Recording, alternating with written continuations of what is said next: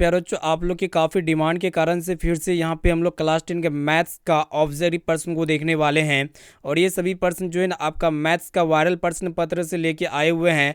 तो जितने भी अभ्यर्थी इस बार फाइनल मैट्रिक बोर्ड परीक्षा देने वाले 2026 में, अगर आपका मैथ बिल्कुल कमज़ोर है, आपको मैथ बिल्कुल नहीं आता है ना, तो यहाँ पर मैथ्स का सीरीज स्टार्ट किए हुए हैं।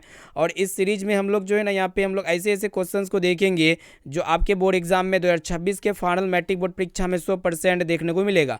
तो जितने भी अभ्यर्थी इस बार फाइनल मैट्रिक बोर्ड परीक्षा देने वाले हैं, तो ये गणित का जितने भी यहाँ पे हम लोग क्लास कराते हैं बारी बारी से, सभी क्लास को अगर आप कर लेते हैं अभी से, तो आप जो है ना मैथ्स का बादशाह बन सकते हैं। आपसे एक भी प्रश्न नहीं छूटेगा। मात्र यहाँ पे 3 से 5 सेकेंड के अंदर में मैथ यहाँ पे आप जो है ना उसको सॉल्व कर सकते हैं। ठीक है, तो प्यारे बच्चों यहाँ पे इस क्लास को बिल्कुल आप शुरू से लेकर आखिरी तक जरूर कीजिएगा। उससे पहले जितने भी विद्यार्थी अभी तक क्लास को लाइक वगैरह नहीं किए, तो फटाफट से क्लास को लाइक कर दीजिएगा। चैनल पर नए हैं तो चैनल को भी सब्सक्राइब करके बेल आइकन को प्रेस करके ऑल पर जरूर सेलेक्ट कर लीजिएगा।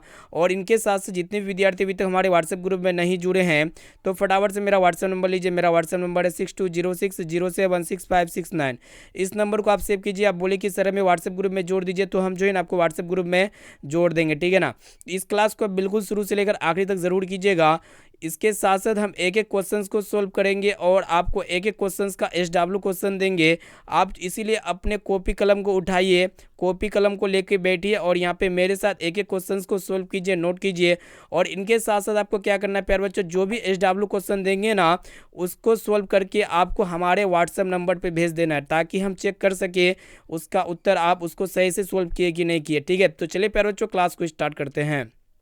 तो प्यारे बच्चों, यहाँ पे हमें पता है कि आप सभी विद्यार्थियों का, बहुत सारे विद्यार्थी ऐसे जिसको बिल्कुल भी मैथ्स नहीं आता। ठीक है, मैथ्स में मैथ एम नहीं आता उसको। तो मैथ्स को यहाँ पे अगर आप, बहुत विद्यार्थी क्या होते हैं कि मैट्रिक बोर्ड परीक्षा में मैथ्स में फेल हो जाते हैं, बाकी सब्जेक्ट में वो क्या हो जाते हैं, पास हो जाते हैं, लेकिन मैथ्स में फेल हो जाते हैं। तो मैथ को स्ट्रॉन्ग बनाने के लिए आपको क्लास को बिल्कुल शुरू से लेकर आखिरी तक करना है। यहाँ पे क्लास लंबा हो सकता है, लेकिन यहाँ पे आपको क्लास को शुरू से लेकर आखिरी तक करते हुए जाना है, क्लास को स्किप नहीं करना है। ठीक है, तो चलिए पहले बच्चों देखते हैं यहाँ पे आज का प्रथम प्रश्न के साथ वीडियो को प्रारंभ करते हैं। तो जितने भी विद्यार्थी अभी तक वीडियो को लाइक नहीं किए, तो वीडियो को लाइक कर दीजिएगा। यहाँ पे देखिएगा आज का फर्स्ट प्रश्न यहाँ पे आपसे पूछा जा रहा है। प्रश्न को ध्यानपूर्वक देखिएगा, बोर्ड एग्जाम में बरोबर पूछ लिए आते हैं। यहाँ पे प्रश्न ये कराए कि दो लगातार सम संख्याओं का मौसा क्या होगा। बहुत ही महत्वपूर्ण प्रश्न है, और इस तरह के प्रश्न आपके एग्जाम में पूछ लिए आते हैं कि दो लगातार विषम संख्या का मौसा कितना होता है, दो लगातार सह अभाज्य संख्याओं का मौसा कितना होता है।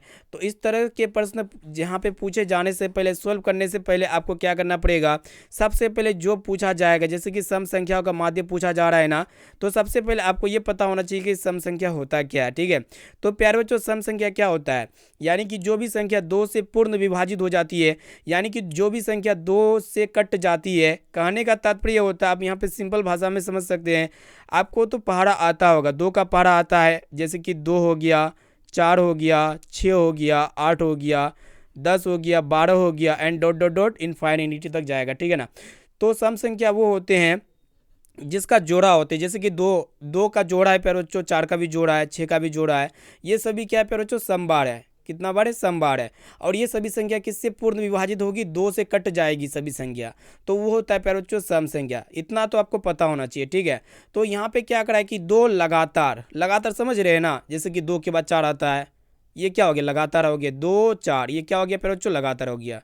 इसके साथ साथ जैसे कि लगातार पूछा जाएगा, तो 6 8 हो गया, 2 लगातार पूछा जा रहा है। उसके बाद 10 12, ये क्या हो गया प्यारे बच्चों, सम संख्या हो गया, 2 लगातार हो गया। तो यही आपसे पूछा जा रहा है कि इसका मौसा क्या होगा, महत्तम समावर्तक यहाँ पे आपसे पूछा जा रहा है। तो महत्तम समावर्तक को कैसे ज्ञात करते हैं, आपको पता होना चाहिए।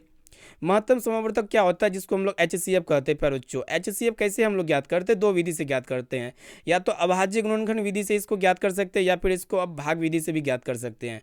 तो चलिए प्यारे बच्चों, अगर आप एक्सरसाइज 1.1 पढ़े हुए हैं, यूक्लिड डिवीजन एल्गोरिथम, तो उसमें कॉन्सेप्ट क्या है प्यारे बच्चों, यूक्लिड डिवीजन एल्गोरिथम पढ़े हैं, तो उसके उसी वैसे ही हम लोग क्या करते हैं, मौसा को निकाल लेते हैं। ठीक है, जैसे कि 2 और 4 को मौसा निकालना है, तो यहाँ पे बच्चों 2 और 4 का मौसा कैसे निकालेंगे, आप लोग तो आपको तो भाग करने आता होगा। हम लोग क्या करते हैं, हमेशा छोटा को बड़ा से भाग करते हैं। जैसे कि यहाँ पे 2 को हम लोग क्या करेंगे, 4 से भाग कर देंगे। तो यहाँ पे 2 का पढ़ा कितना और पढ़ेंगे, तो 4 आएगा, 2 बार आएगा, 2 बार में 4 आ जाएगा, तो ये दोनों 4 आपस में क्या हो जाएगा, कैंसिल हो जाएगा। कहने का तात्पर्य ये है, यहाँ पे जो आपका भाज्य होता है, ये भाज्य होता है, ये भाजक होता है।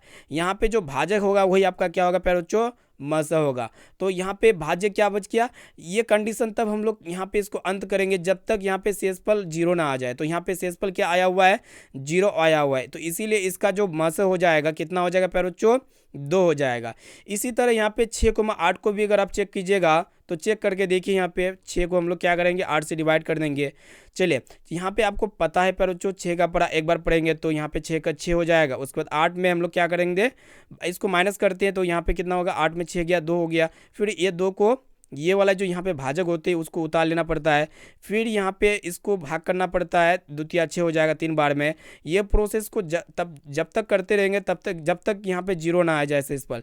तो यहाँ पे जीरो आ गया, तब यहाँ पे जब जीरो आ जाएगा जो स्टेप में, जैसे कि ये सेकेंड स्टेप में जीरो आ गया है ना, तो इसका जो भाज्य है प्यारे बच्चों वही इसका जो भाजक है प्यारे बच्चों वही उसका क्या होगा, HCF होगा, ठीक है ना।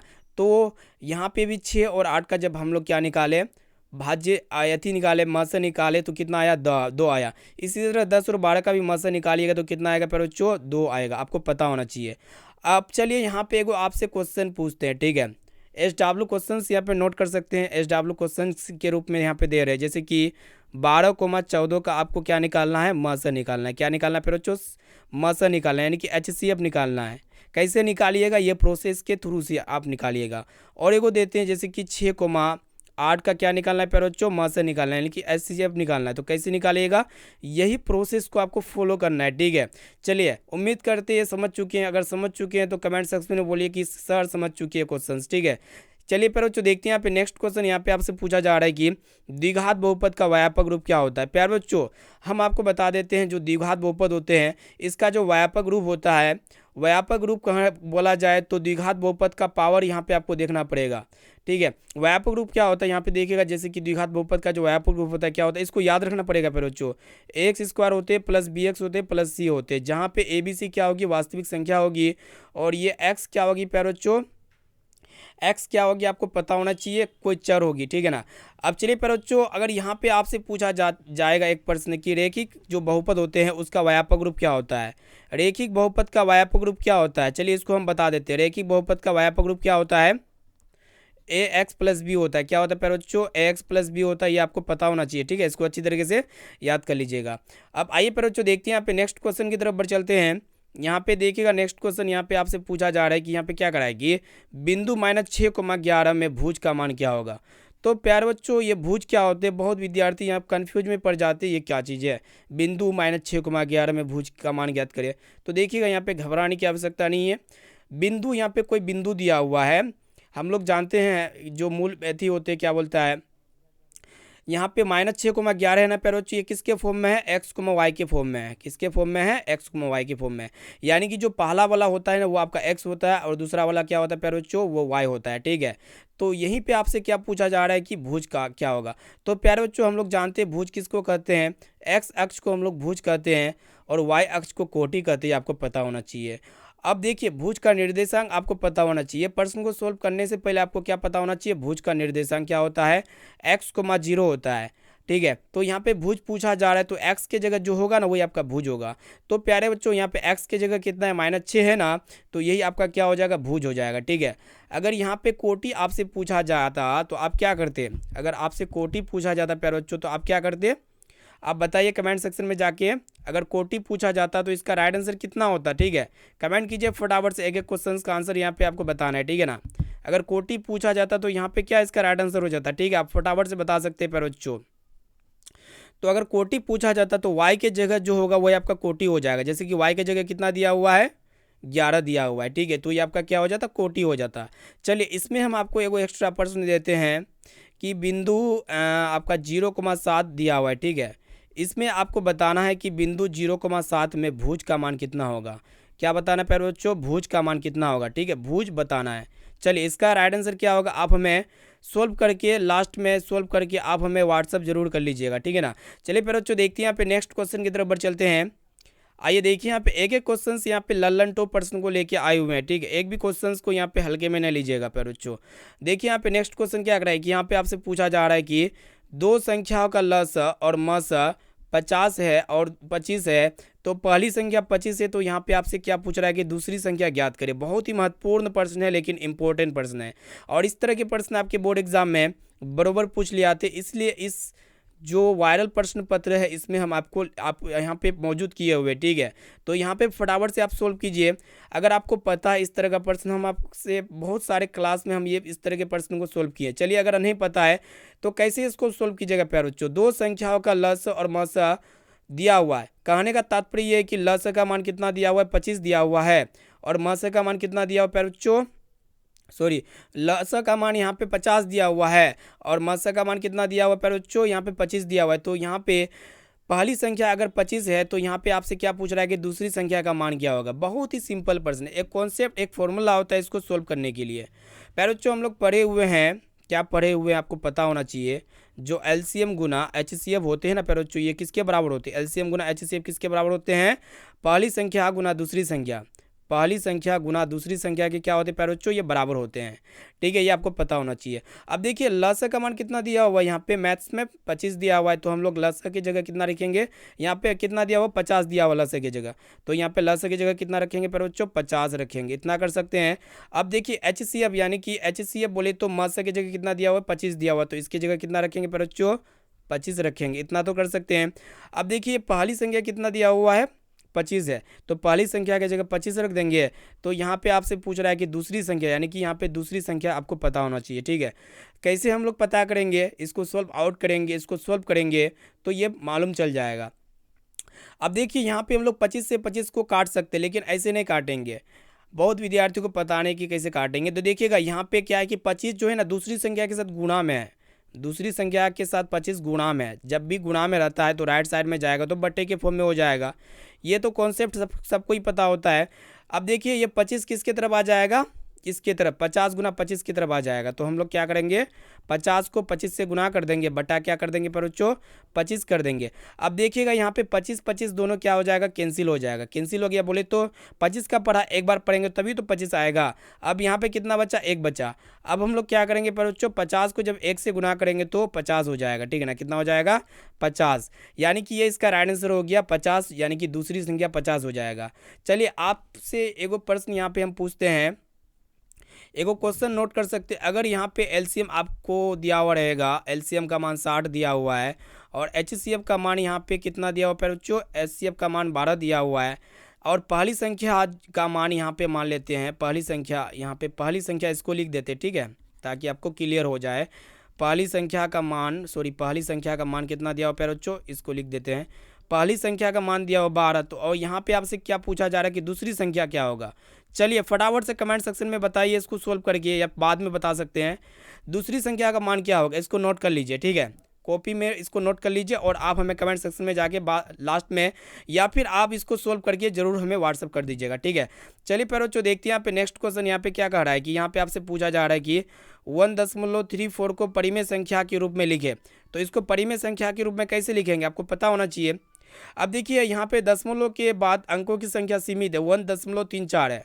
अंक देखिए, दशमलव के बाद कोई अंक रिपीट नहीं होता है, सिर्फ केवल 3 4 है। इसके ऊपर कोई तामझाम नहीं है, ना तो कोई आवृत्ति है। यहाँ पे 3 4 के ऊपर कोई आवृत्ति है, कोई भी आवृत्ति नहीं है, ना तो 1.34 ये बार बार रिपीट होता हो। सिंपल है, कुछ नहीं है यहाँ पे। इसको हम लोग क्या कहते हैं प्यारे बच्चों, शांत दशमलव प्रसार कहते हैं। अब देखिए, जो भी शांत दशमलव प्रसार होता है उसको हम लोग परिमेय संख्या के रूप में लिख सकते हैं। कैसे लिखेंगे, सिंपली हम लोग क्या कर देंगे, दशमलव को उड़ाएंगे, इसके बदले में हर में एक आता है, और दशमलव के बाद कितना अंक है, 2 अंक है, 2 2 शून्य हो जाएगा।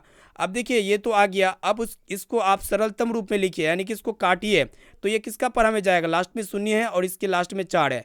अब जो ये 4 और 0 किसके पढ़ा में आता है, 2 के पढ़ा में आता है। 2 5 10, 0 50 हो जाएगा, 50 दूना 100 हो जाता है, 2 चौका 12, और एक इसको दे देंगे 2 7 14, यानी कि 67 बटा कितना आ गया बच्चों, 67 बटा 50 आ गया। कितना आ गया, 67 बटा 50, यानी कि यहाँ पे देख सकते हैं कौन सा विकल्प भी दिया हुआ है, विकल्प डी, यानी कि डी वाला विकल्प इसका बिल्कुल ही करेक्ट आंसर हो जाएगा। उम्मीद करते ये भी प्रश्न आपको काफ़ी अच्छी तरीके से समझ में आ चुका होगा। अब चलिए प्यारे बच्चों, देखते हैं यहाँ पे नेक्स्ट क्वेश्चन की तरफ बढ़ चलते हैं। एक एक क्वेश्चन बहुत ही महत्वपूर्ण है, यहाँ पे क्लास को बिल्कुल आप शुरू से लेकर आखिरी तक करते हुए जाना, एक भी क्वेश्चन को स्किप नहीं करना है। अब चलिए प्यारे बच्चों, देखते हैं यहाँ पे नेक्स्ट क्वेश्चन। देखिएगा, प्रश्न को देखिएगा क्या कर रहा है कि यहाँ पे आपसे पूछा जा रहा है कि सह अभाज्य संख्याओं का म स होता है, बहुत ही महत्वपूर्ण है। सह अभाज्य संख्या जिसको हम लोग क्या कहते हैं प्यारे बच्चों, को प्राइम नंबर कहते हैं। क्या कहते हैं? को प्राइम नंबर। सह अभाज्य संख्या क्या होता है आपको पता होना चाहिए। देखिए सह अभाज्य संख्या ऐसा होता है दो संख्याओं का ऐसा युग्म जिसके अभाज्य गुणनखंड करने पर उभयनिष्ठ एक के अतिरिक्त कोई नहीं आना चाहिए, ठीक है, केवल एक ही उभयनिष्ठ आना चाहिए, आपको पता होना चाहिए। अभाज्य गुणन का मतलब ये होता है। इसका मतलब ये भी होता है कि दोनों का अगर HCF निकालिएगा तो केवल कितना आएगा, सिर्फ और सिर्फ एक आएगा। तो सर अभाज्य संख्या क्या होता है आपको पता होना चाहिए। जैसे कि अभाज्य संख्या 1 हो गया, 3 हो गया, 5 हो गया, 7 हो गया, 9 हो गया, ये सभी क्या पे बच्चों 9 होने होगा, ठीक है। ये सभी क्या पे बच्चों अभाज्य संख्या, ठीक है ना, अभाज्य संख्या है। अब देखिए यहाँ पे एक अभाज्य संख्या है, नहीं है, अभाज्य संख्या नहीं है, लेकिन दो क्या होते हैं प्यारे बच्चों अभाज्य संख्या होते हैं। 3 भी होते हैं, 5 भी होते हैं, 7 भी होते हैं। अभाज्य संख्या में क्या होते हैं जो केवल एक से कटे और स्वयं से कटे, इनके अलावे किसी से भी ना कटे, यानी कि जिसका अभाज्य गुणनखंड करेंगे तो क्या आएगा प्यारे बच्चों, 2 आएगा, ठीक है। अगर यहाँ पे हम लोग क्या करेंगे, सहअभाज्य संख्या का म से पूछ रहा है तो इनमें अगर सहअभाज्य संख्या देखते हैं 2 और 3, सह बोला है तो इसको हम लोग सटा देंगे, यानी कि 2 3 कर देंगे, फिर यहाँ पे 5,7 कर देंगे, तो ये क्या पे बच्चों सहअभाज्य संख्या है। फिर यहाँ पे अगर देखा जाए तो 7 कितना हो जाएगा, 11 हो जाएगा, ये सहअभाज्य संख्या हो जाएगा। तो यहाँ पे म से इसका क्या होगा, तो म से कैसे निकालता है आपको तो पता है ना, 2 को सिंपली 3 से भाग कर दीजिए, 2 1 का 2 हो जाएगा, और यहाँ पे शेषफल 1 आएगा, फिर 1 को 2 से डिवाइड कर देंगे तो यहाँ पे कितना आ जाएगा प्यारे बच्चों, ये 0 आ जाएगा। जब 0 शेषफल आ जाता है और जो भाजक होता है वही आपका क्या होता है, म से होता है, तो इसका म से कितना आया प्यारे बच्चों, 1 आया, ठीक है। और इसी प्रकार अगर आप इस एग्जाम्पल को भी सॉल्व कीजिएगा ना तो क्या आएगा प्यारे बच्चों, इसका म से 1 ही आएगा, ठीक है। तो कहने का तात्पर्य होता है को प्राइम नंबर का मतलब यही होता है कि दोनों का HCF केवल एक ही हो, ठीक है, आपको ये पता होना चाहिए। चलिए यहाँ पे एगो हम एक्स्ट्रा प्रश्न देते हैं। एक्स्ट्रा प्रश्न ये है प्यारे बच्चों कि 15 और यहाँ पे लिख देते हैं कोमा, सॉरी 1 मिनट प्यारे बच्चों, यहाँ पे इसको मिसा करके इरेज करके लिखते हैं। जैसे कि 15,16 का म से निकालना है, 15,16 का म से निकालना है, ठीक है, क्या निकालना है, HCF निकालना है। इसका HCF निकालिए कितना आता है, आप हमें कमेंट सेक्शन में जाके जरूर बताइएगा, ठीक है ना। चलिए प्यारे बच्चों देखते हैं यहाँ पे नेक्स्ट क्वेश्चन।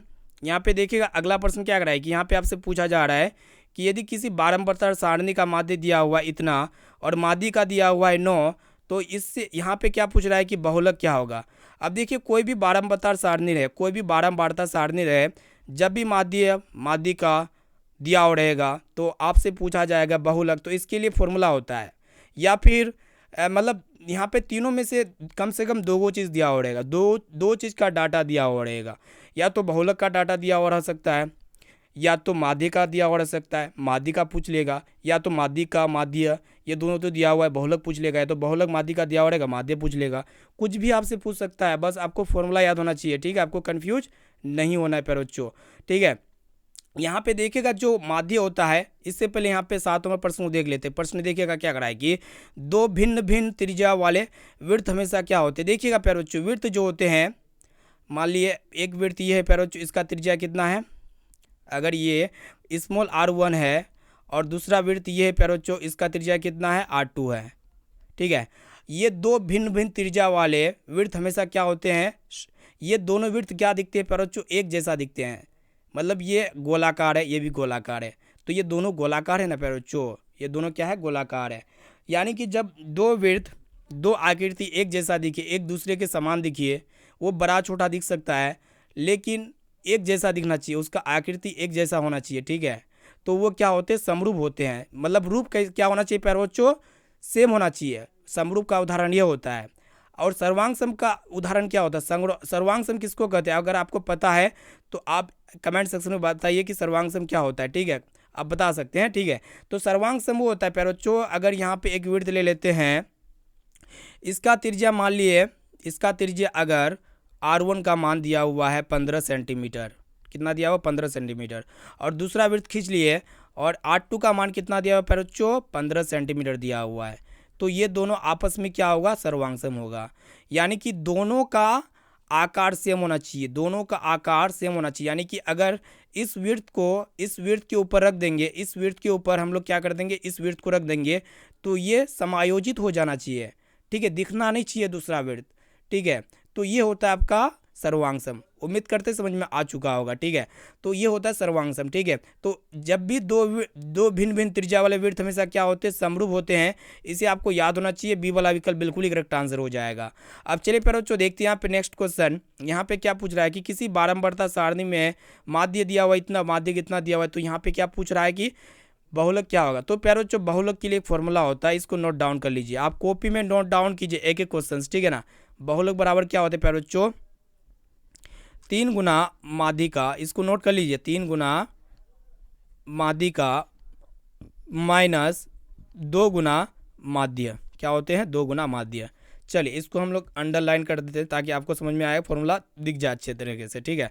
तो यहाँ पे बहुलक बराबर क्या होते हैं, यहाँ पे देखिएगा बहुलक बराबर क्या होते हैं, 3 गुना माध्यिका, 3 गुना माध्यिका माइनस 2 गुना माध्य, ये फॉर्मूला होते हैं, आपको पता होना चाहिए। अब हम लोग क्या करेंगे, सिंपल यहाँ पे डाटा को रखते हैं, उसके बाद आंसर आ जाएगा।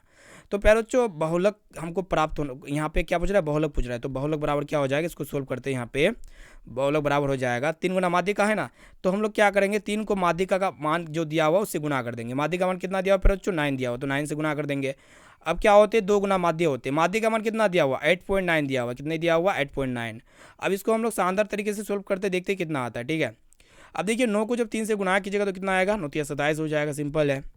फिर यहाँ पे 8.9 को जब 2 से गुना कीजिएगा, 9 दूना 18 का 8 हो गया, हाथ मेरा 1, 8 दूना 16 और 1 कितना हो जाएगा 17 हो जाएगा। तो यहाँ पे 1 अंक के बाद पॉइंट है, 1 अंक से पॉइंट, तो यहाँ पे 1 अंक के बाद पॉइंट दे देंगे, ठीक है। अब देखिए यहाँ पे 27 में जब 17.8 को घटाइएगा तो कितना आएगा 9.2 आएगा, ठीक है। आपको बहुत विद्यार्थियों को घटाने नहीं आता, ये कैसे घटेगा, देखिएगा यहाँ पे 27 है ना, और यहाँ पे कितना है 17.8 है, 17.8। यहाँ पे हम लोग क्या करेंगे, यहाँ पॉइंट डाल देंगे, पॉइंट के बाद एक शून्य देंगे, इसको एडजस्ट कर देंगे, ठीक है ना। क्योंकि पॉइंट के बाद 17 में जब 1 अंक है, मतलब 17.8 है, पॉइंट के बाद 1 अंक है, तो यहाँ पे भी हम लोग क्या करेंगे 27 के बाद पॉइंट दे देंगे और इसको एडजस्ट कर देंगे, 0 लगा देंगे, जो बड़ा होगा बड़ा में छोटा को घटा देंगे। अब देखिए 0 में 8 जाएगा, नहीं जाएगा, इससे एक पैसा लेंगे 7 से, तो यहाँ पे 10 में 8 गया, कितना हो गया 2 हो गया। इसको पैसा दे दियो तो यहाँ पे बचा कितना 6 बचा, 6 में 7 जाएगा, नहीं जाएगा, इससे एक पैसा लेंगे तो 16 हो गया। 16 में 17 गया, यहाँ पे कितना, सॉरी यहाँ पे कितना है पर बच्चों, इसको देख लेते एक बार। यहाँ पे आपका 27 माइनस कितना आया हुआ 17.8 आया हुआ है, ठीक है। कितना हुआ है 27 माइनस 17.8। अब देखिए यहाँ पे क्या किए हैं कि इसको 1 दे दिए, तो कितना हो गया 10 हो गया, 10 में 8 गया 2। अब यहाँ पे कितना बचा 6 बचा, 6 में 7 जाएगा, नहीं जाएगा, इससे पैसा ले लिया।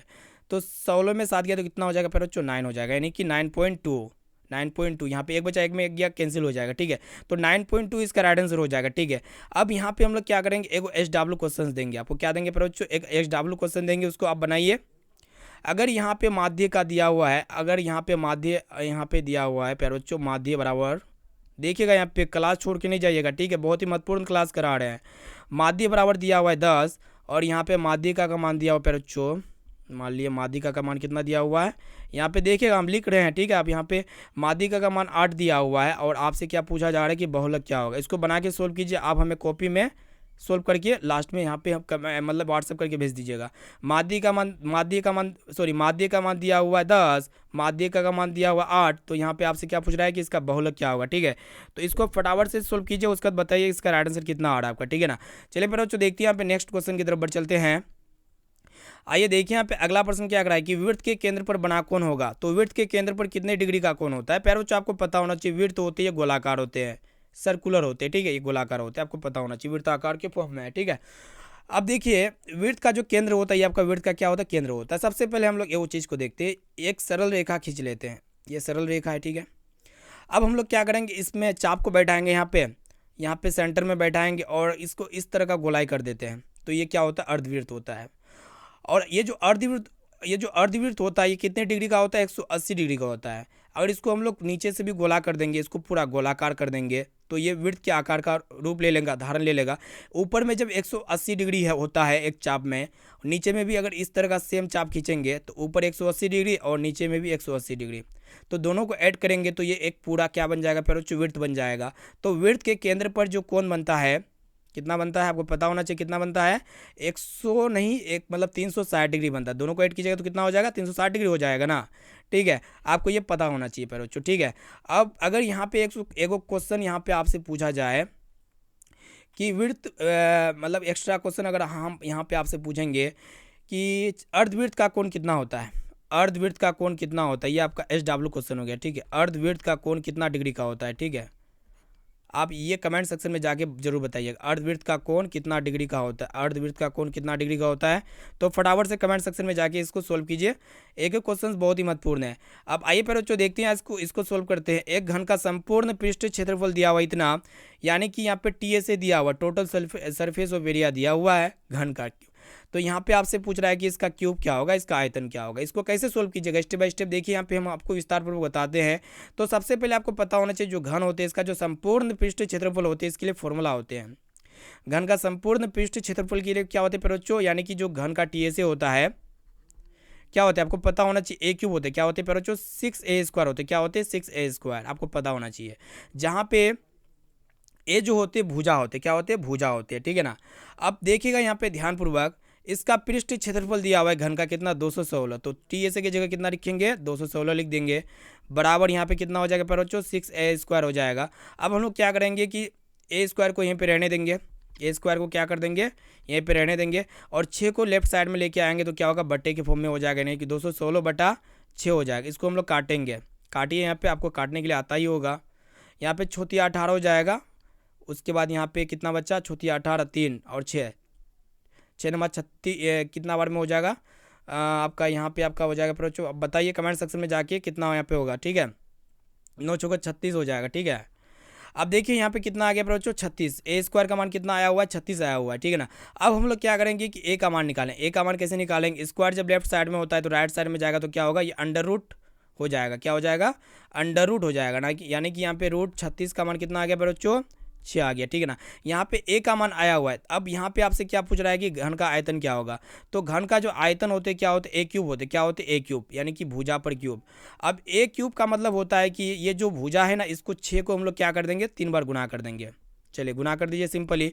6 को 6 से गुना करेंगे तो 36 हो जाएगा। फिर 36 को 6 से गुना कीजिएगा तो कितना हो जाएगा, फिर आपको पता होना चाहिए ना, 216 हो जाएगा। कितना हो जाएगा, 216 सेंटीमीटर क्यूब। जो कि यहाँ पे यहाँ पे आयतन दिया हुआ है तो ये क्यूब में होना चाहिए। किस में होना चाहिए, क्यूब में। यहाँ पे तीनों में क्या हो जाएगा, क्यूब हो जाएगा, ठीक है ना। तो यहाँ पे कौन सा विकल्प में दिया हुआ है, ऑप्शन नंबर डी में आपका दिया हुआ है। डी वाला विकल्प बिल्कुल ही करेक्ट आंसर हो जाएगा। चलिए यहाँ पे एगो आपको क्वेश्चन दे रहे, आप सोल्व कीजिए। आप बताइए, यदि घन का आयतन दिया हुआ है, घन का आयतन यहाँ पे अभी आपको उल्टा करके प्रश्न पूछ रहे हैं, ठीक है ना। यदि आपको यहाँ पे प्राप्त है घन का आयतन 125 सेंटीमीटर क्यूब, ठीक है, तो यहाँ पे आपको बताना है कि इसका भुजा कितना होगा। आप कमेंट सेक्शन में जाके बताइए इसका राइट आंसर क्या होगा, ठीक है। और कॉपी कलम लीजिए। अब यहाँ पे जितने भी क्वेश्चंस को सोल्व कीजिए, मतलब बताए SW दिए, और जो भी क्वेश्चंस को सोल्व किए उससे रिलेटेड हम आपको SW क्वेश्चंस भी दिए। तो फटाफट से सोल्व कीजिए और कमेंट सेक्शन में जाके बताइए इसका राइट आंसर कितना आया। या फिर आप हमें व्हाट्सअप भी कर सकते हैं फ़ोटो लेकर के। मेरा व्हाट्सअप नंबर है 6206076569। इस नंबर को आप सेव कीजिए, बोले कि सर व्हाट्सअप ग्रुप में जोड़ दीजिए। तो सबसे पहले हम आपको व्हाट्सअप ग्रुप में जोड़ देंगे। अब जब नंबर सेव कीजिएगा ना मेजर टारगेट के नाम से, उसके बाद आप लोग क्या कीजिएगा, मेजर टारगेट के नाम पर जो अथी कीजिएगा, मतलब जो आप सोल्व किए हैं SW, उसको आप क्या कीजिए, हमको भेजिए। उसको देख लेंगे कि आपका आंसर सही आया कि नहीं आया, ठीक है। तो प्यारे बच्चों फिर मिलते हैं यहाँ पे अगले क्लास में। Thank you. इस वीडियो को अपने दोस्तों में जरूर शेयर कीजिएगा। जितने भी संग साथी दोस्त यार आपका इस बार फाइनल मैट्रिक बोर्ड परीक्षा 2026 में सम्मिलित होने वाले हैं, अगर उसका मैथ्स काफ़ी कमज़ोर है, अगर उसको मैथ्स वगैरह समझ में नहीं आता है, तो आप हमें बेझिझक कमेंट सेक्शन में जाके बता सकते हैं। और उसको भी बता सकते हैं कि जल्दी से यहाँ पे जुड़िए, क्लास कीजिए। शानदार तरीके से क्लास किया जाता है, फ्री में PDF भी दिया जाता है। हालांकि यहाँ पे PDF हम आपको बहुत दिन से नहीं दिए हैं, तो यहाँ पे कोशिश करेंगे कि आज या फिर कल 1-2 दिन में PDF आपको मिल जाएगा, जो भी क्लास पुराना क्लास हुई है, ठीक है। तो प्यारे बच्चों फिर मिलते हैं यहाँ पे अगले क्लास में। उससे पहले वीडियो को जो भी विद्यार्थी लाइक वगैरह नहीं किए हैं तो फटाफट से वीडियो को लाइक कर दीजिएगा। चैनल पर नए हैं तो चैनल को सब्सक्राइब करके बेल आइकन को प्रेस करके ऑल पर जरूर सेलेक्ट कर लीजिएगा। तो फिर मिलते हैं यहाँ पे अगले क्लास में। Thank you.